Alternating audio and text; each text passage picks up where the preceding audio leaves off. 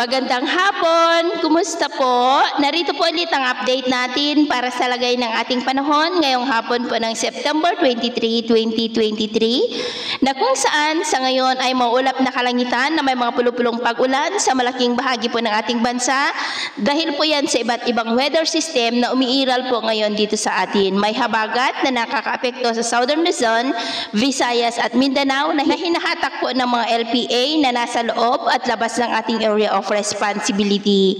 At may mainit na hangin na mula sa Pacific Ocean o yung tinatawag natin na easterlies ang umiihip po dito sa Northern Luzon. Ang amihan ay nasa may bandang Taiwan na po at may ITCZ o yung salubungan ng mga hangin na mula sa Northern at Southern Hemisphere o yung salubungan ng habagat at easterlies ang nakakaapekto po ngayon dyan sa may Calabarzon at Central Luzon.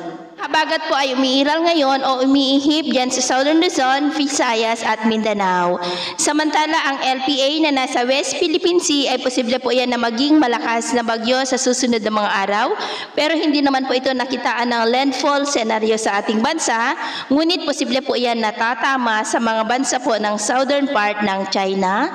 At ito naman po ang pinapakita ng forecast model na ating ginagamit hanggang sa susunod na 2 linggo. At sa lagay po ng ating panahon ngayong hapon dahil sa mga localized thunderstorm, habagat, ITZZ at saka po yung mga LPA ay maulap ang kalangitan na may mga pulupulong pag-ulan sa Ilocos Region, Cordillera, Cagayan Valley, Central Luzon, Metro Manila, Calabarzon, Mimaropa, ilang bahagi po ng Bicol Region, Panay Island, Negros, Cebu, Bohol, Leyte, Samar Provinces, Sulu Archipelago, ilang bahagi po ng Zamboanga Peninsula, Misamis Oriental, ilang bahagi ng Bukidnon, Davao Region, Cotabato at ilang bahagi ng Caraga na posible po na magtuloy-tuloy ang mga isolated rains na yan hanggang mamayang gabi sa ilang mga lugar. Kaya ingat po tayo sa banta po ng mga pagbaha at pagguho ng lupa, lalo na at posible ang may kalakasan ng mga pag-ulan sa ilang mga lugar.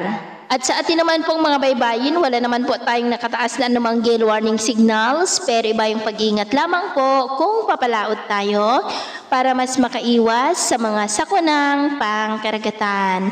So, yun po ng latest update natin sa araw na ito. At ako po muli si James na nagsasabing, sa kahit anong pagsubok po na darating sa ating buhay, huwag po tayong mawawalan ng pag-asa. Thank you and God bless!